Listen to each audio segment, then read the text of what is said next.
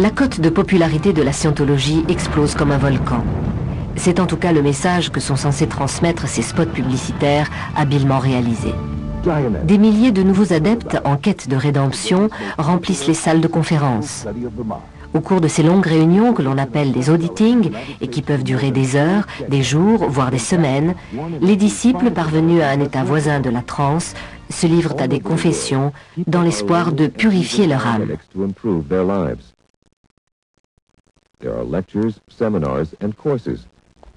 C'est de l'hypnose. Les gens s'hypnotisent mutuellement. Ensuite, ils se croient devenus des surhommes. Mais il n'en est rien. En fait, ils sont insécurisés au plus haut point, parce qu'ils ignorent pourquoi ils ont dépensé tout cet argent et subi toutes ces séances sans pour autant en ressentir les bienfaits. Ils se sentent aussi mal qu'avant et sombrent dans de graves dépressions. Nous avons recensé plus de 117 cas de suicide directement liés à l'appartenance à l'église de Scientologie. Les anciens membres et les psychologues sont unanimes. Le plus dangereux dans cette secte est qu'elle pratique des psychothérapies sauvages, puis laisse ensuite ses adeptes poursuivre seuls leur quête du mieux-être. Cet instrument magique, rebaptisé E-maître par les scientologues, n'est rien d'autre qu'un détecteur de mensonges. In a recent US income tax trial, it was stated that it cost about £4.09 to make. Il y avait même un pavillon pour les fous, un lieu réservé à ceux qui avaient complètement disjoncté. Les grands chefs spirituels s'y rendaient pour confesser les adeptes les plus mal en point, alors que ces derniers ne disposaient plus de toutes leurs facultés mentales ni physiques. Tout se paye à l'église de Scientologie. Les séances coûtent environ 2500 francs de l'heure. Des cursus complets peuvent coûter jusqu'à 90 000 francs et mener les gens à la ruine. Pendant ce temps, des stars comme Kirstie Alley et John Travolta continuent allègrement de vanter les mérites de ces gourous cupides. On dénombre en effet quelques célébrités parmi les membres de l'église de Scientologie, comme par exemple John Travolta, Kirstie Alley ou Tom Cruise. Je trouve très dangereux que tant de stars américaines du cinéma ou de personnalités du show business qui ont des millions de fans soutiennent l'église de Scientologie. Les gens ont alors tendance à penser que si leurs idoles sont devenues célèbres grâce à la Scientologie, c'est qu'ils peuvent peut-être connaître eux aussi la gloire et la fortune en devenant à leur tour membres de cette église. L'église se montre très généreuse avec ses adeptes éminents. Dans le luxueux Celebrity Center de Los Angeles, le siège de la secte, les managers de l'église de Scientologie reçoivent le gratin hollywoodien.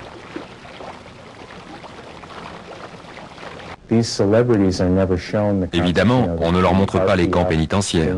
Ils n'entendent pas non plus parler des suicides, ni des cas de folie, ni des activités secrètes de la secte. Les stars sont traitées comme des altesses royales et couvertes de cadeaux et autres offrandes. Ce qui est certain, c'est qu'ils ne voient que ce que l'on veut bien leur laisser voir. Ensuite, on se sert d'eux pour faire de nouveaux adeptes et renforcer la position de l'église de Scientologie. Longtemps après avoir quitté l'église de Scientologie, Lawrence Wollersheim, l'homme qui a vécu l'enfer à bord de l'Excalibur, est encore persécuté par la secte.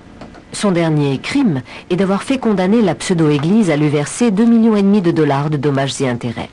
Humiliés par cette défaite, les scientologues continuent à le terroriser.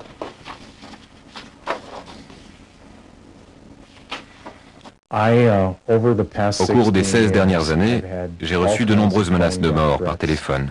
Un jour, 2 mystérieux personnages sont venus voir ma sœur dans le grand magasin où elle travaille et lui ont dit que je serais mort avant d'avoir pu toucher les dommages et intérêts. Ensuite, une équipe de démineurs s'est rendue chez mes parents, où l'on avait découvert une fausse bombe. Il m'est arrivé beaucoup de choses étranges. Un jour, une moto a foncé sur moi dans la rue. Pendant des années, je n'ai pas pu sortir sans garde du corps, et durant très longtemps, j'ai porté une arme. Ces gens sont très dangereux.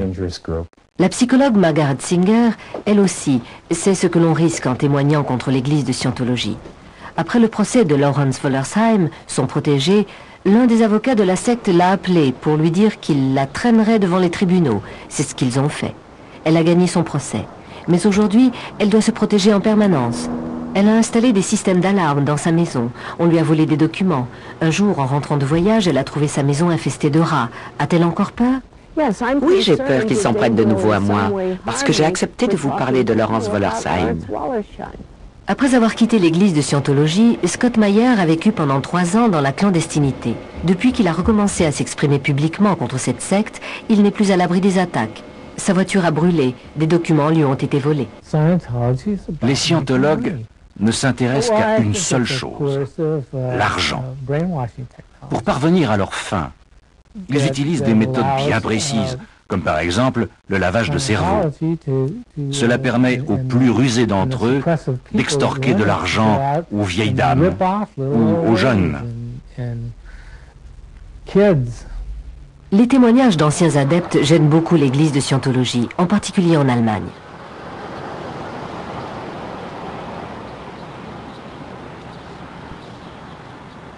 Cette discrimination cessera. Je pense qu'il est clair pour tout le monde que nous ne nous laisserons pas faire. La scientologie continuera de se développer et de se propager. Et nous nous battrons contre la discrimination dont nous sommes victimes.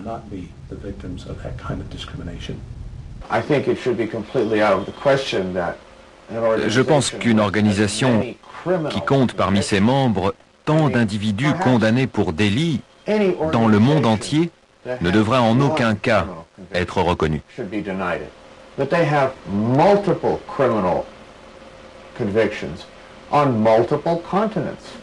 Derrière le visage souriant de Ron Hubbard se cache un impitoyable homme d'affaires.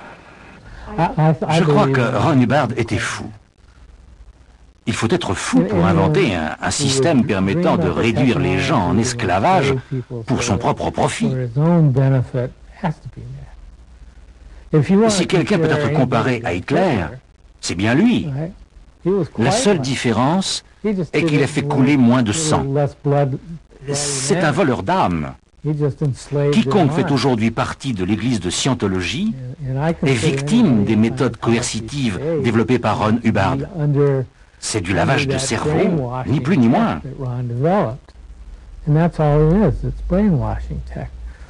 Do you ever think that you might be quite mad? Oh, yeah.